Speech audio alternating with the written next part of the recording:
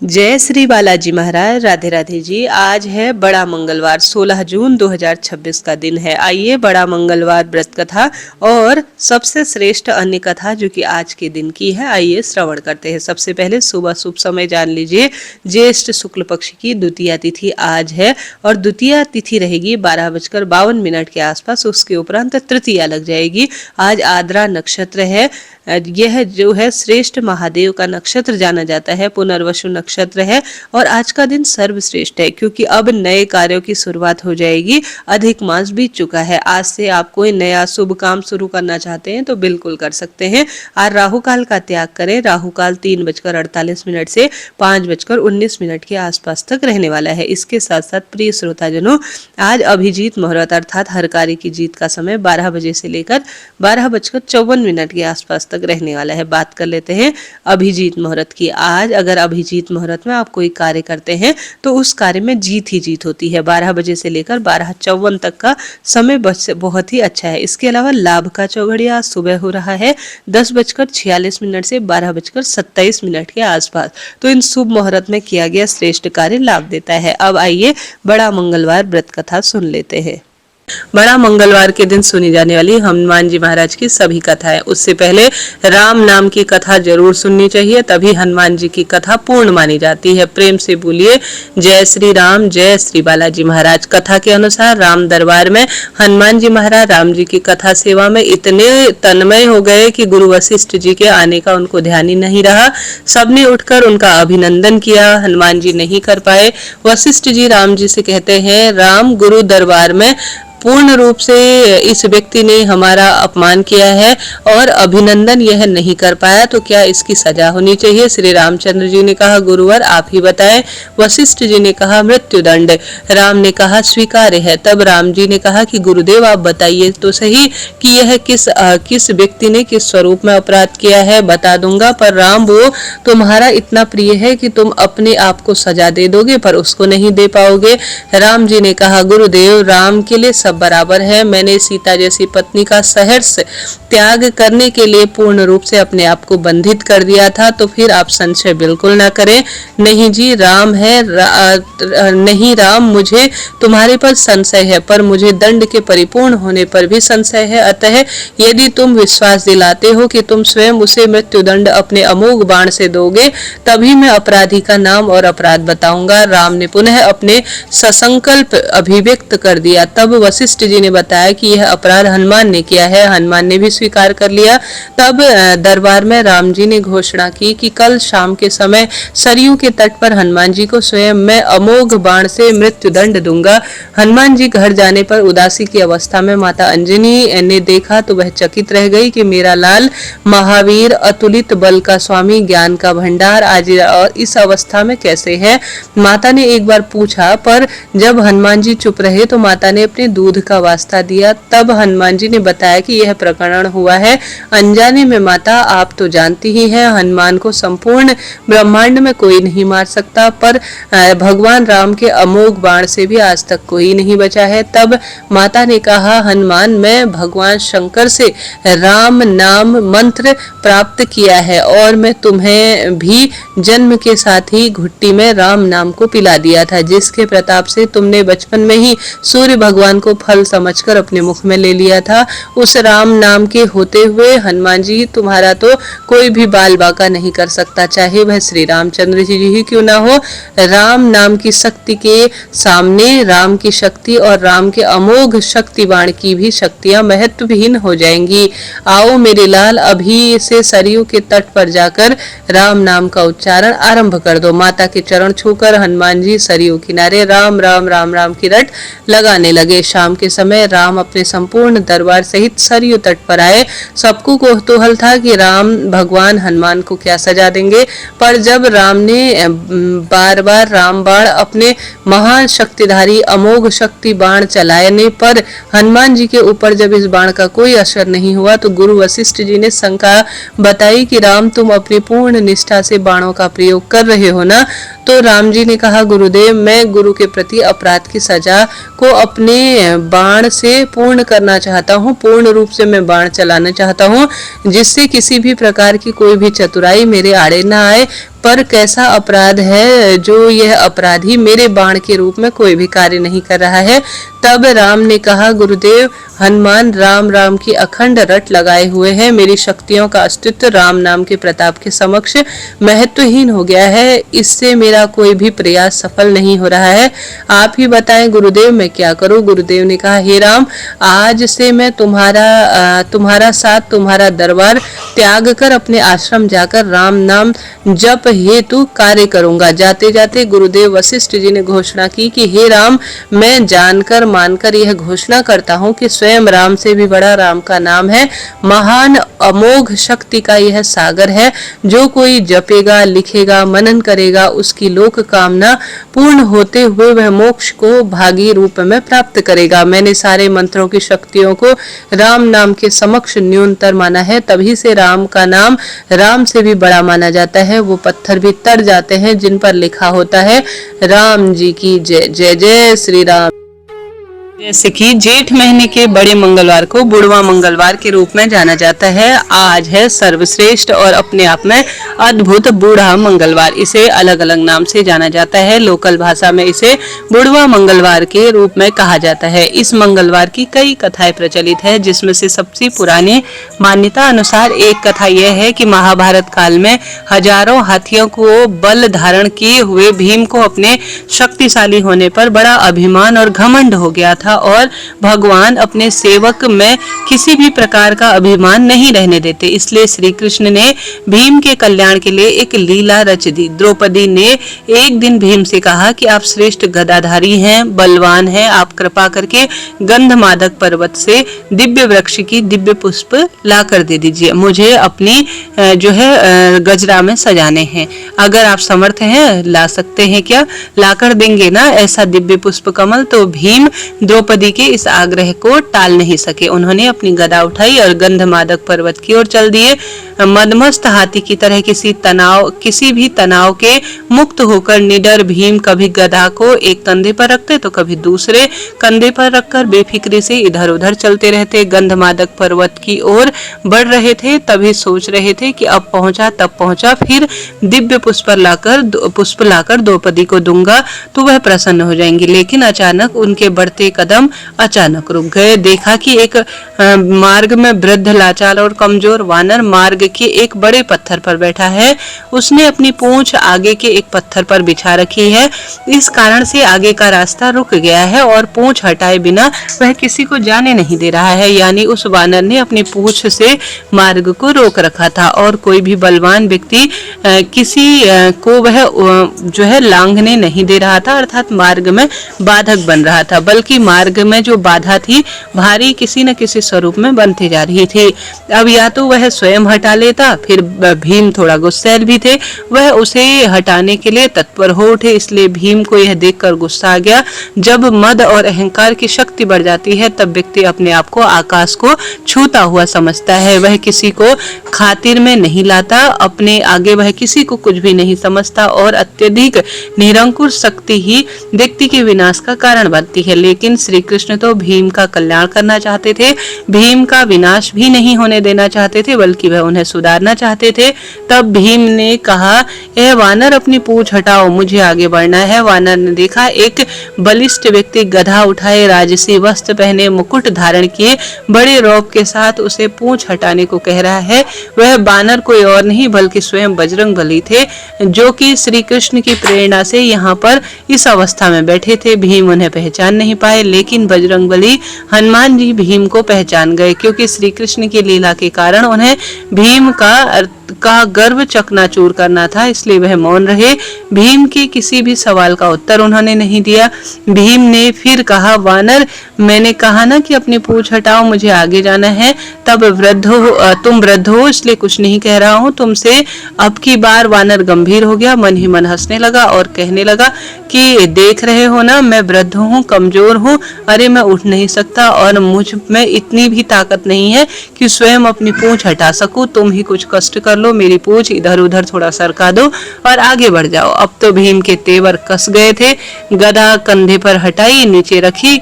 इस वानर ने मेरे बल को ललकारा है, आखिर है तो एक पूंछ ही, और वह भी एक वृद्ध वानर की पूंछ है। अरे इसे मामूली से पूंछ को हटाना तो कोई मुश्किल काम नहीं है मेरे लिए। यह ये तुमने कह दिया है। मैं तो बड़े बड़े बलवानों को परास्त करने वाला हूँ। मैंने कई बलवानों को धूल चटाई है। 100 हाथियों का बल मुझ में है। ऐसा कहकर भीम ने अपने बाएं हाथ से उन वृद्ध वानर की पूंछ को यूं पकड़ा मानो एक तिनके के समान पकड़ रहे हो, उठाया और हवा में उड़ा दिया। लेकिन भीम तो अपनी पूंछ को ऐसे स्थापित किए थे, लेकिन भीम से तो वह पूंछ हिली तक नहीं। अब भीम हैरान हो गए। फिर उन्होंने दाएं हाथ से पूंछ को हटाना चाहा, लेकिन दाएं हाथ से भी पूंछ तिल मात्र भी नहीं हुई हटी। फिर भीम ने उस वानर की तरफ देखा। वानर मुस्कुरा रहे थे। यह देखकर भीम को और क्रोध आ गया। अब की बार भीम ने अपने दोनों हाथों से भरपूर जोर लगा दिया। तब तक भी पूंछ बिल्कुल नहीं हटी। एक पांव को पत्थर पर रखकर उसका सहारा लेकर फिर जोर से जो है हटाना चाहा, 2 बार 3 बार, लेकिन भीम हताश होकर गिर गए। जिस पूंछ को भीम ने मामूली और कमजोर वानर की पूंछ समझा, उसने तो उसके पसीने छुड़ा दिए थे और भीम थक हार कर निढाल होकर एक तरफ गिर गए थे। सोचने लगे, यह कोई मामूली वृद्ध वानर नहीं है और न ही कोई साधारण वानर है। अवश्य ही यह कोई दिव्य शक्ति है और इस असीम शक्ति का मैं सामना नहीं कर पा रहा हूँ। विनम्र और झुका हुआ व्यक्ति ही कुछ कर पाता है, वरना अकड़ तो उसे ले डूबती है। भीम ने जब बार बार प्रयास किया, अब तो भीम वाकई में उस वानर के सामने कमजोर लगने लगे। उनका सारा मद और अहंकार तुरंत चुटकी में चूर चूर हो गया। और जब मद और अहंकार मिटता है तब तो भगवान की कृपा होती है। भीम ने कहा, मैं आपको पहचान नहीं सका, आपकी पूंछ तक को मैं नहीं हिला सका। वो कोई साधारण वानर तो नहीं हो सकता। मुझे क्षमा करें, कृपया मुझे अपने वास्तविक परिचय का अनुभव कराएं। तब वह वानर उठकर खड़े हुए आगे बढ़े और उन्होंने भीम को गले लगा लिया और कहा, भीम, मैं तो तुम्हें पहचान गया था। मैं पवन पुत्र हनुमान हूँ। मैं श्री रामचंद्र जी का सेवक हूँ। श्री राम का सेवक होने के सिवा मेरी कोई और पहचान नहीं है और उन्हीं के आदेश से मैं इस मार्ग पर लेकर हूँ ताकि तुम्हें तुम्हारी असलियत बता सकूं। रिश्ते में मैं तुम्हारा बड़ा भाई हूँ, इसलिए बड़े भाई का कर्तव्य निभाते हुए प्रभु के आशीर्वाद से तुम्हें याद दिलाता हूँ कि शक्ति अपनी ताकत का अभिमान मत करो, क्योंकि यह ताकत और बल तुम्हारा नहीं है, भगवान ने इसे दिया है। और यह शरीर भी तो परमात्मा ने ही दिया है और जो चीज परमात्मा की है वो किसी और की कैसे हो सकती है। इसलिए जो दिया है उसके लिए आपको धन्यवाद करना चाहिए। परमात्मा की शक्ति के सिवा किसी की क्या शक्ति हो सकती है। वानर राज के मुख से ऐसी बात सुनकर भीम की आंखें खुल गई। त्रेता युग में श्री राम और हनुमान जी की वीर गाथा उन्हें याद आ गई। प्रेम से, श्रद्धा से भीम की आंखें खुल गई। भावों के इस प्रभाव से भीम ने हनुमान जी को समुद्र लागने के समय पर धारण किए हुए विशाल रूप का दर्शन कराने का अनुरोध किया। तब हनुमान जी ने श्री रामचंद्र जी की कृपा से अपना आकार वैसे बढ़ाया जैसे 100 योजन समुद्र लांग के समय उन्होंने धारण किया था। यह देखकर भीम हैरान रह गए।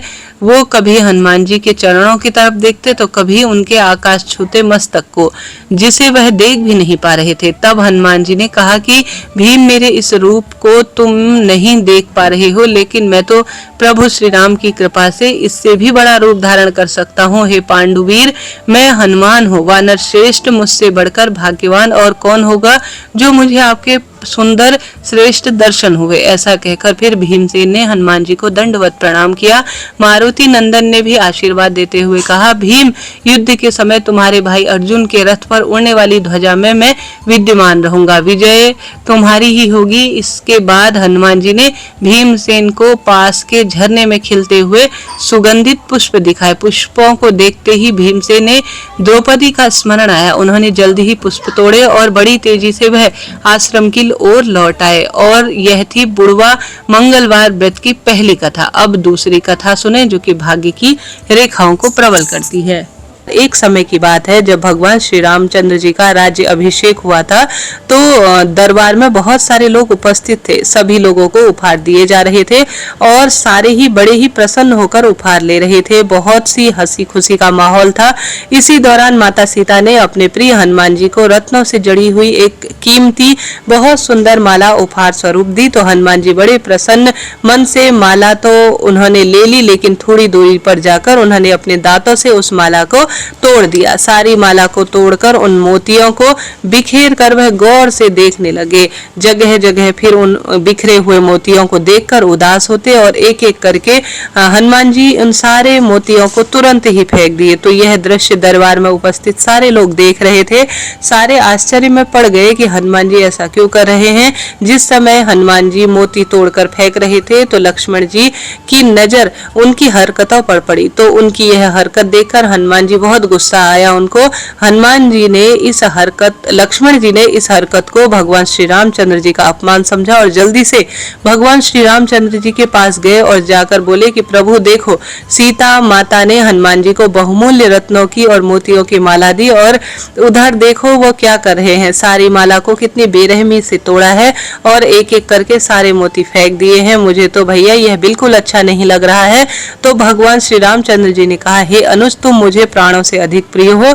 हनुमान जी ने उन रत्नों को क्यों तोड़ा है यह तो वही जानते हैं, इसलिए इस जिज्ञासा का उत्तर हनुमान जी ही दे सकते हैं। मेरे पास तो इस बात का कोई उत्तर नहीं है। यह कहकर भगवान श्री राम ने हनुमान जी को आवाज लगाई और पूछा कि तुम इस माला को आखिर क्यों तोड़कर फेंक रहे हो, तुम्हारे मन में क्या चल रहा है, हम सब जानना चाहते हैं। तो भगवान श्री रामचंद्र जी की बात सुनकर हनुमान जी ने हाथ जोड़कर कहा कि प्रभु, यह सारी चीजें मेरे लिए बेकार है, जिसमें मेरे प्रभु राम का ध्यान नहीं है, न ही स्मरण है।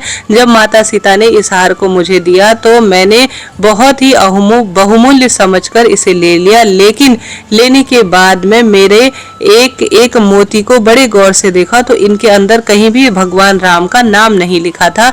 तो यह मेरे लिए कोई भी काम नहीं थी और यह मेरे लिए बिल्कुल बेकार थी, इसलिए मैंने इसे तोड़कर फेंकना ठीक समझा, क्योंकि मेरे हिसाब से श्री रामचंद्र जी के नाम के बिना कोई भी वस्तु मूल्यवान नहीं है, इसलिए मैंने उसे त्याग देना उचित समझा। तो यह बात सुनकर भगवान श्री रामचंद्र जी को बड़ी प्रसन्नता हुई। लेकिन लक्ष्मण ने कहा कि हनुमान, तुमसे एक बात पूछता हूँ, तुम्हारे शरीर में तो कहीं भी राम का नाम लिखा हुआ नहीं है, तो फिर अपने इस शरीर को क्यों रखा हुआ है, तुमने इस शरीर का त्याग क्यों नहीं कर देते।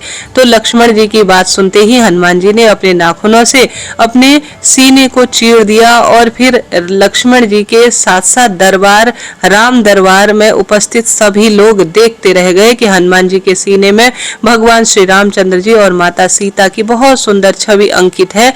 यह घटना देखकर लक्ष्मण जी और वहां पर उपस्थित सारे लोग बड़े आश्चर्यचकित हो गए और फिर लक्ष्मण जी ने अपनी गलती से लिए हनुमान जी से माफी मांगी। लखनऊ में बड़े मंगलवार को बड़े ही धूमधाम से मनाया जाता है और कहा जाता है यह बड़ा मंगलवार अद्भुत है। कहा जाता है लखनऊ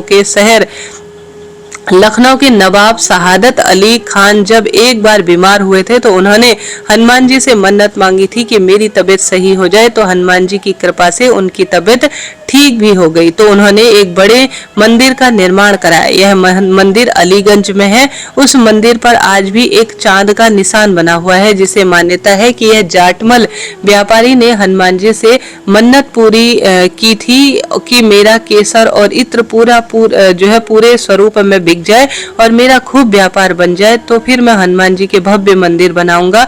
तो नवाब वाजिब अली शाह ने केसर बाग बसाने के लिए जाटमल से सारा केसर और एक परिपूर्ण इत्र खरीद लिया, जिसके बाद जाटमल की मन्नत पूरी हुई।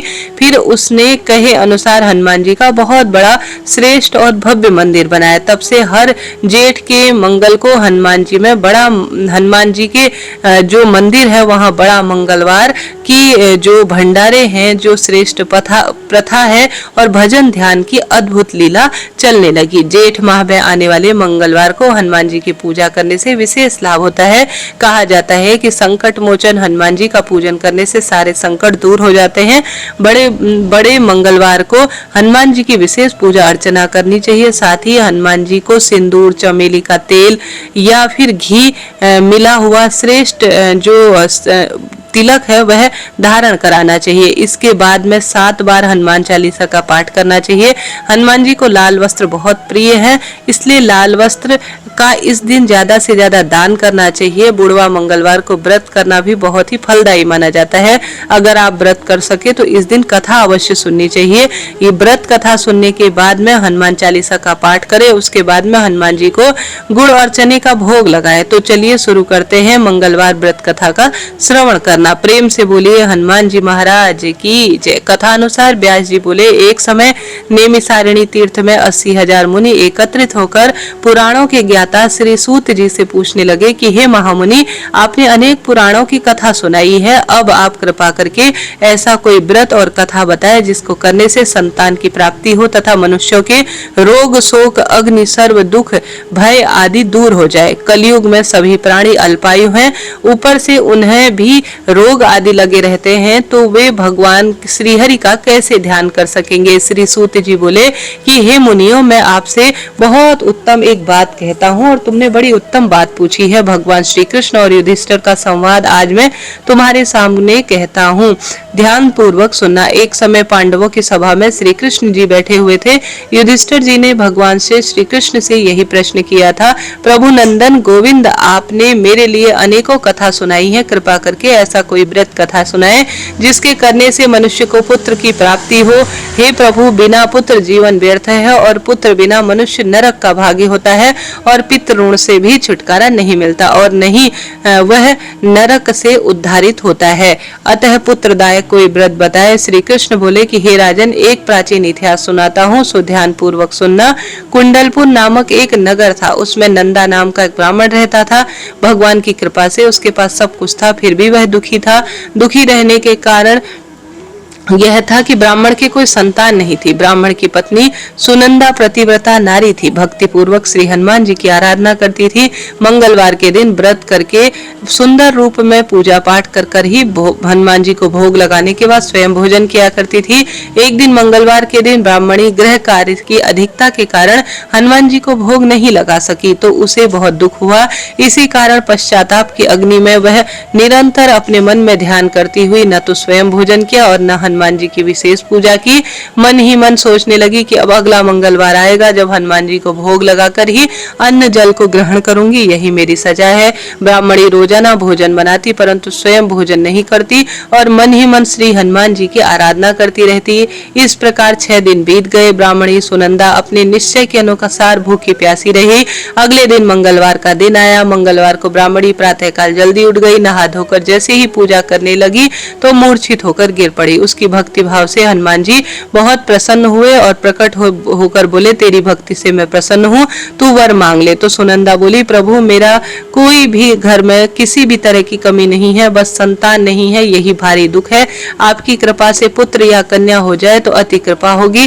तो हनुमान जी बोले, जा, तेरी इच्छा पूरी होगी। तेरी एक सुंदर कन्या होगी जिसके साष्टांग प्रतिदिन सोना दिया करेंगे। इस प्रकार वचन कहकर हनुमान जी अंतर ध्यान हो गए। ब्राह्मणी बहुत ही खुश हुई और सारा समाचार अपने पति को सुनाया। तो ब्राह्मण देव कन्या का वरदान पाकर कुछ दुखी हुए, परंतु सोने की बात सुनी तो मन ही मन बहुत प्रसन्न हुए। विचार किया कि ऐसी कन्या तो मेरी हो जाए तो बहुत गरीबी दूर हो जाएगी। तो हनुमान जी की कृपा से वह ब्राह्मणी गर्भवती हुई। 10वें महीने एक सुंदर पुत्री को जन्म दिया। वह बालिका प्रतिदिन शुक्ल पक्ष के चंद्रमा की तरह बढ़ने लगी। जब वह बालिका 10 वर्ष हुई तो उसका श्रेष्ठ कार्य जो है कुल पुरोहित इत्यादि से करवाया गया, अर्थात 10 दिन की हुई कहने का अर्थ है। तो उसका नाम रत्नावली रखा गया क्योंकि वह कन्या रोजाना सोना प्रदान करती थी। इस कारण से कन्या के पूर्व जन्म के बड़े विधि विधान से मंगल देव के व्रत किए थे। इस कारण ही वह इस जन्म में सोने चांदी से परिपूर्ण रत्न धारण करने वाली सर्वश्रेष्ठ कन्या रूप में उत्पन्न हुई। रत्नावली का साष्टांग बहुत सारा सोना देता था। उस सोने से वह ब्राह्मण बहुत धनवान हो गया।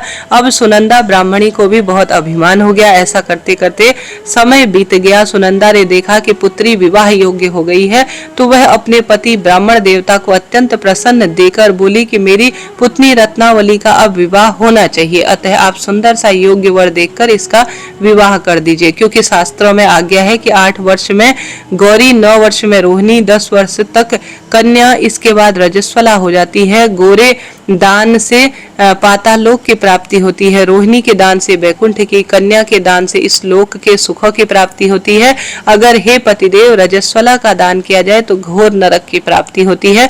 तो ब्राह्मण बोला कि अभी तक तो रत्नावली सिर्फ 10 वर्ष की है और देख मैंने तो 16-16 कन्याओं का विवाह करवाए हैं, अभी क्या जल्दी है। ब्राह्मणी बोली, लगता है आपको सोने का लोभ हो गया है, अब अगर आपको इसको जो है विशेष तौर पर अब कन्यादान करना चाहिए, नहीं तो भारी आपको दोष लगेगा।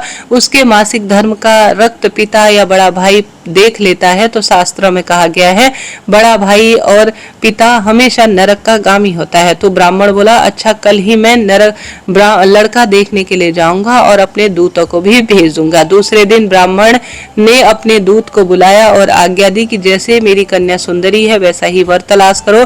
तो दूत ने अपने स्वामी की पास के ही पंपाई नगर में एक सुंदर ब्राह्मण के लड़के को देखा। वह बालक बहुत देखने में सुंदर था, ब्राह्मण के सारे गुण उस बालक में मौजूद थे। उस बालक का नाम सोमेश्वर था।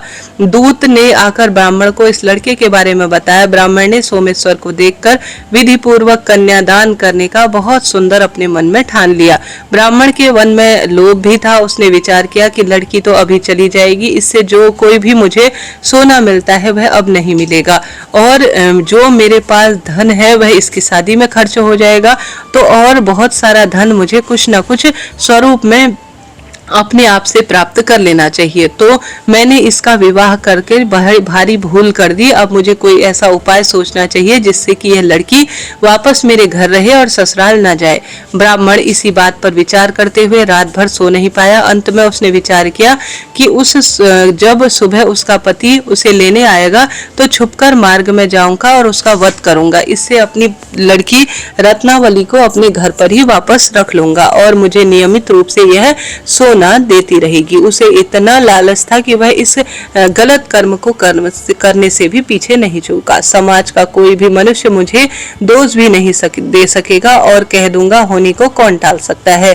तो प्रातःकाल हुई। नंदा और सुनंदा जमाई और लड़की को खूब सारा धन देकर विदा किया। सोमेश्वर अपनी पत्नी रत्नावली को लेकर ससुराल से अपने घर की ओर चल दिया। उधर ब्राह्मण ने महालोभ के वशीभूत होकर सोचा कि मार्ग में दूत द्वारा जमाई को मरवा दूंगा, जिससे मुझे सोना मिलता रहेगा और मैं धनवान भी होता रहूंगा। तो ब्राह्मण ने सोमेश्वर का वध करवा दिया।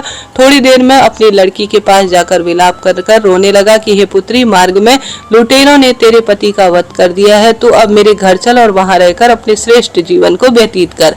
भगवान की इच्छा के आगे किसी का कोई वश नहीं है। जो भाग्य में लिखा है वह तो होना ही है, कोई भी इसे टाल नहीं सकता। अपने पति की अकाल मृत्यु से रत्नावती बहुत दुखी थी और अनेक प्रकार का रुदन करने लगी और अपने पिता से बोली कि पिताजी, इस संसार में जिस स्त्री का पति नहीं है उसका जीवन तो व्यर्थ है। मैं अपने पति के साथ ही शरीर को जला दूंगी और सती होकर इस जन्म में अपने संपूर्ण जीवन से निवृत्त हो जाऊंगी। माता पिता के नाम और सास ससुर के यश को सार्थक करूंगी।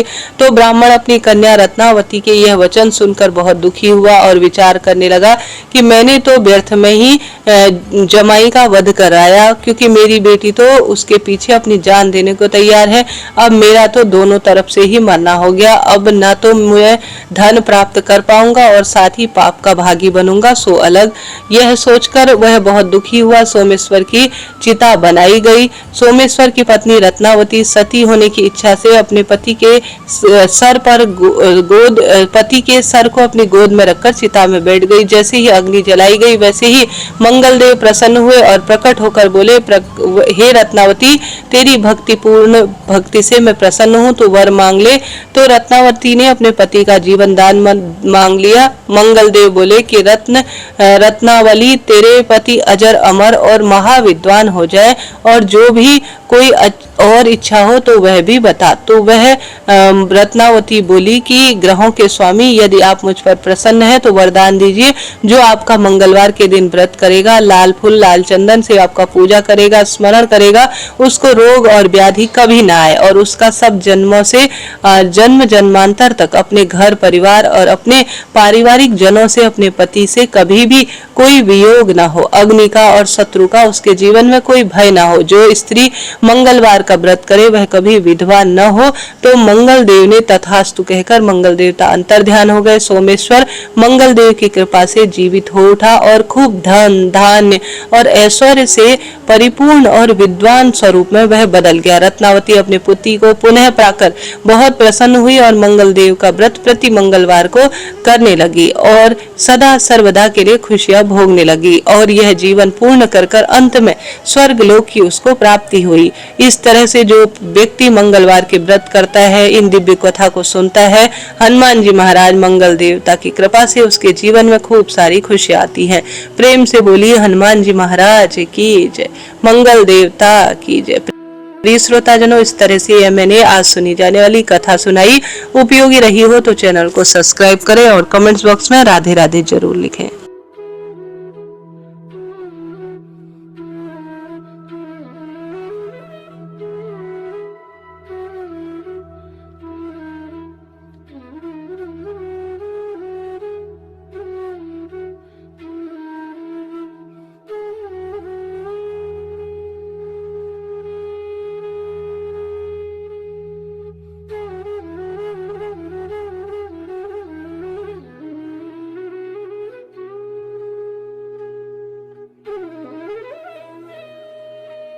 आज से हम पुरुषोत्तम मास में सीता माता के नित्यनेम की कथा भी नियम से सुना करेंगे। आरंभ करते हैं। प्रेम से बोलिए जय श्री राम, जय सीता मैया की। यह कहानी सीता माता कहती थी।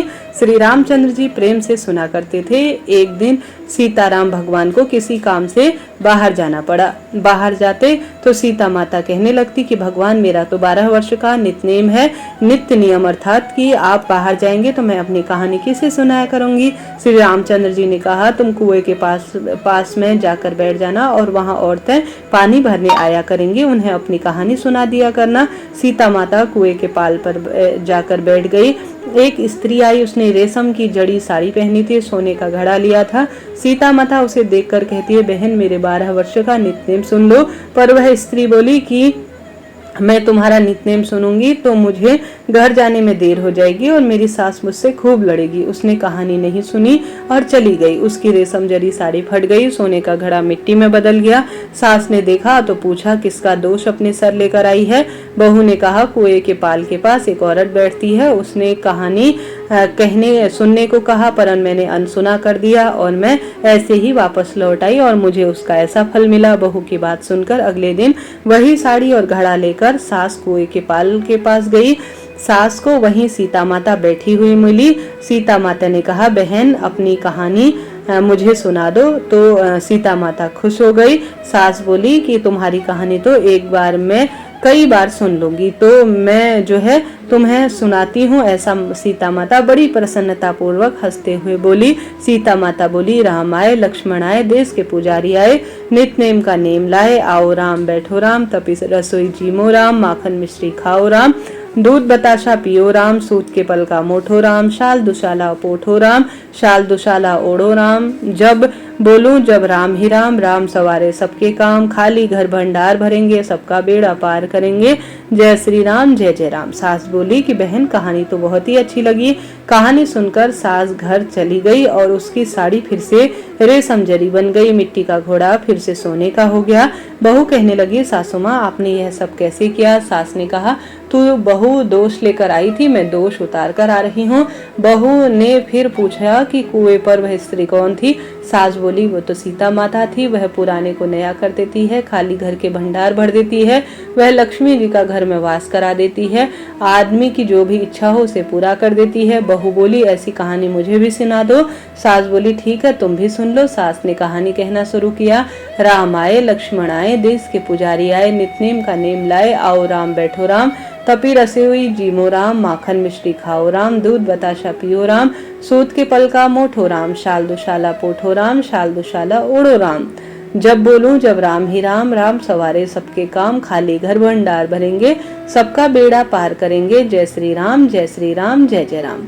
कहानी सुनकर बहू बोली कि कहानी तो बहुत अच्छी है। सास ने कहा कि ठीक है हर रोज हम कहानी सुना करेंगे। अब सास बहू रोज सुबह उठती, नहाती धोती, पूजा करने के बाद नित्य नियम से सीता माता की कहानी सुनती। एक दिन उनके यहाँ एक पड़ोस की औरत आई और बोली बहन जरा सी आंच देना तो वह बोली, आज तो अभी हमने जलाई ही नहीं है। पड़ोसन ने कहा, अरे कैसी बात हो गई, सुबह 4 बजे उठकर क्या कर रही थी तुम लोग? उन्होंने कहा, सुबह उठकर हम पूजा करते हैं, फिर सीता माता के नित्य की कहानी कहते हैं। पड़ोसन ने उनकी बात सुनकर फिर सीता माता की कहानी कहने से तुम्हारे को क्या मिला, ऐसा बोला। वह बोली, इसकी कहानी सुनने से घर में भंडार भर जाते हैं, सारे काम सिद्ध हो जाते हैं, मन की इच्छा पूरी हो जाती है। पड़ोसन कहती है, बहन ऐसी कहानी तो मुझे भी सुना दो। वह बोली, ठीक है, तुम भी यह कहानी सुन लो। राम आए, लक्ष्मण आए, देश के पुजारी आए, नित नेम का नेम लाए, आओ राम बैठो राम। सारी कहानी सुनने के बाद पड़ोसन कहने लगी, बहन कहानी तो बहुत अच्छी लगी। अब वह पड़ोसन भी नित्य नियम से सीता माता की कहानी कहने लगी। कहानी कहने से सीता माता ने पड़ोसन के भी भंडार भर दिए। अब तो पूरे मोहल्ले में सीता माता के नित्य नेम की कथा चल पड़ी।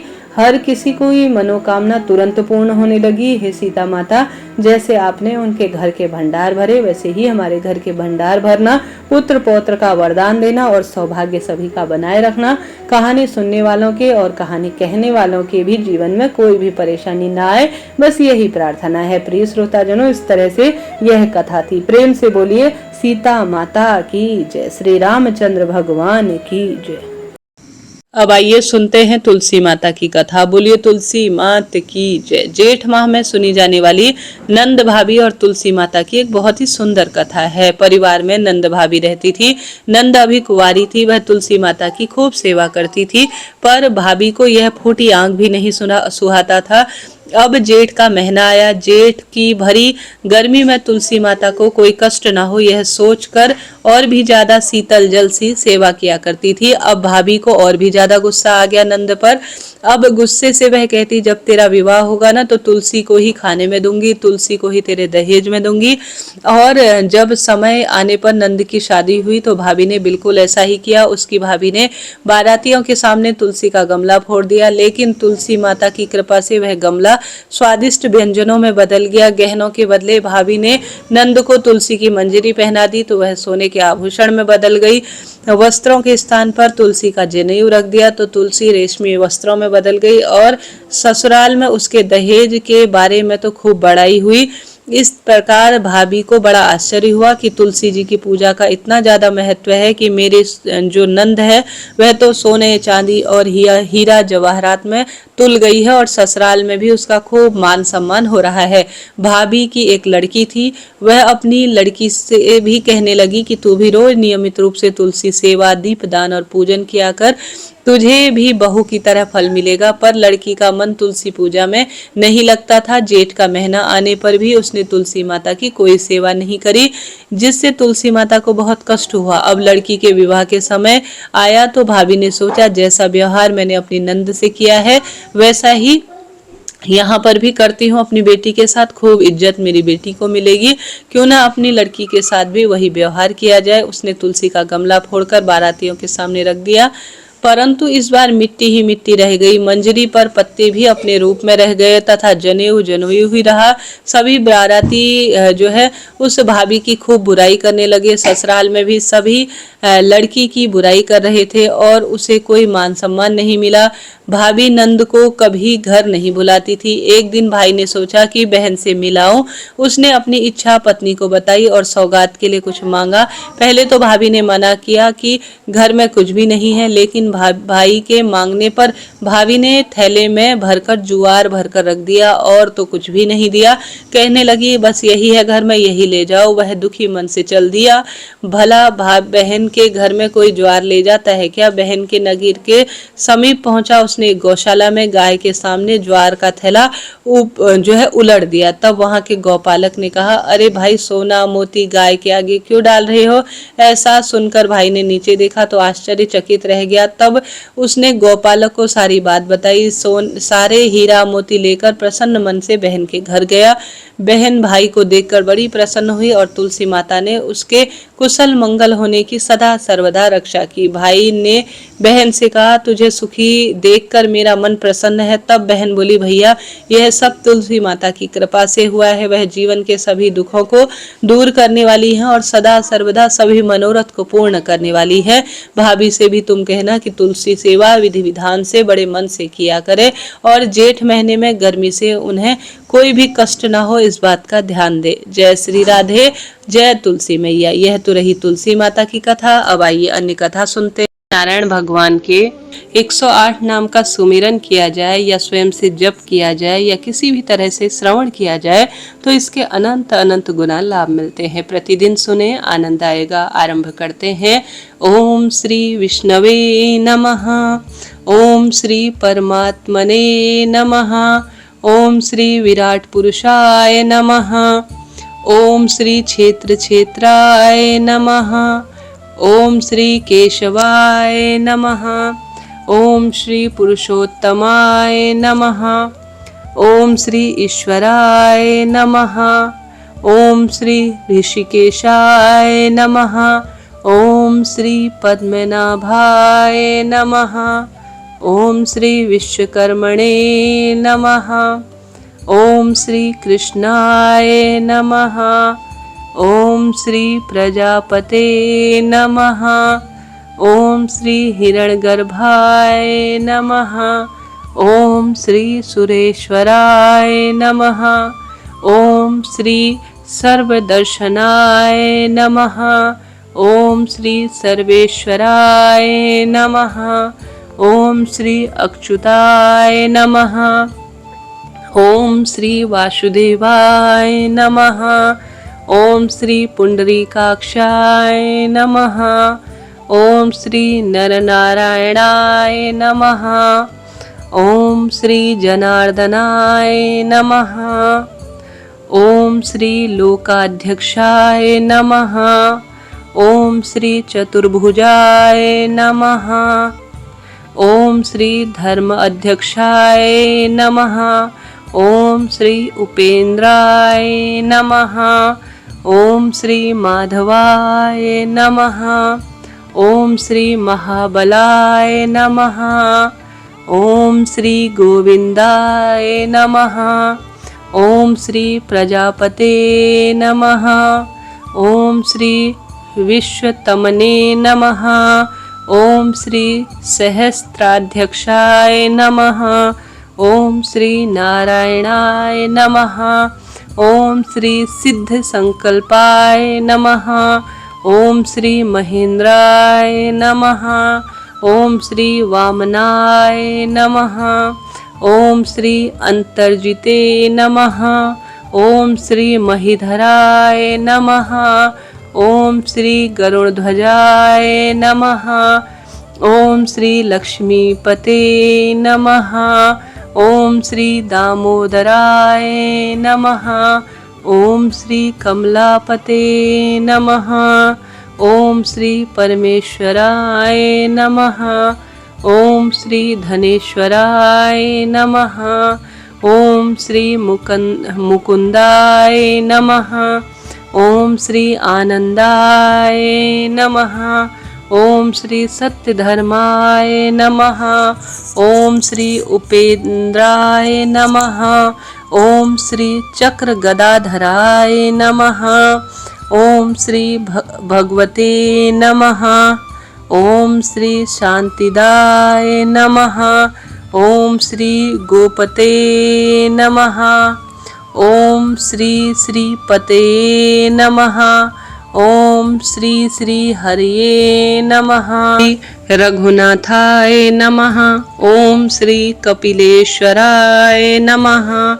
ओम श्री वारहाय नमः।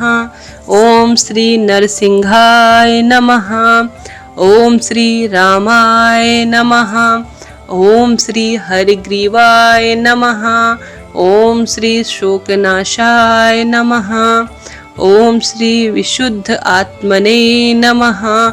ओम श्री केशवाय नमः। ओम श्री धनंजय नमः। ओम श्री ब्राह्मण प्रियाय नमः। ओम श्री श्री यदुश्रेष्ठाय नमः। ओम श्री लोकनाथाय नमः। ओम श्री भक्तवत्सलाय नमः। ओम श्री चतुर्मूर्ते नमः। ओम श्री एकपदे नमः। ओम श्री सुलोचनाय नमः। ओम श्री सर्वतोमुखाय नमः। ओम श्री सप्तवाहनाय नमः। ओम श्री वंशवर्धाय नमः। ओम श्री योगिने नमः। ओम श्री धनुर्धराय नमः। ओम श्री प्रीतिवर्धनाय नमः। ओम श्री प्रीतिवर्धनाय नमः। ओम श्री अकुराय नमः। ओम श्री द्विषप्ननाशाय नमः। ओम श्री भूभवे नमः। ओम श्री प्राणदाय नमः। ओम श्री देवकी नंदनाय नमः। ओम श्री शंख भ्रते नमः। ओम श्री सुरेश्वराय नमः। ओम श्री कमल नयनाय नमः। ओम श्री जगत गुरुवे नमः। ओम श्री सनातन नमः। ओम श्री सचिदानंदाय नमः। ओम श्री द्वारिकानाथाय नमः। ओम श्री दानवेंद्राय विनाशकाय नमः। ओम श्री दयानिधि नमः। ओम श्री एकात्मने नमः। ओम श्री शत्रुजीते नमः। ओम श्री घनश्यामाय नमः। ओम श्री लोकाध्यक्षाय नमः। ओम श्री जरा मरण वर्जिताय नमः।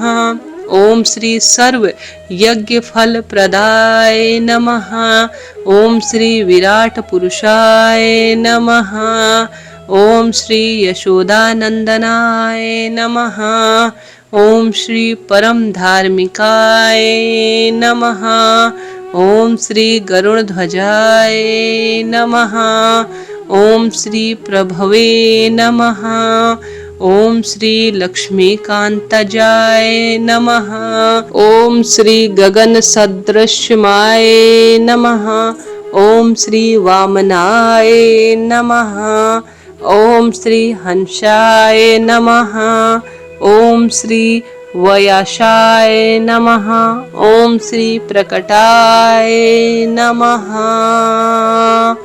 प्रिय श्रोताजनों, यहाँ पर श्री नारायण भगवान के नित्य नियम से जपे जाने वाले, श्रवण किए जाने वाले 108 नाम पूर्ण हुए। अगर आप रोज सुनना चाहते हैं तो चैनल से जुड़े। अन्य कथा कहानियां भी चैनल पर रोज प्रसारित होती हैं। अभी के लिए इतना ही। राधे राधे जी। जय श्री कृष्ण।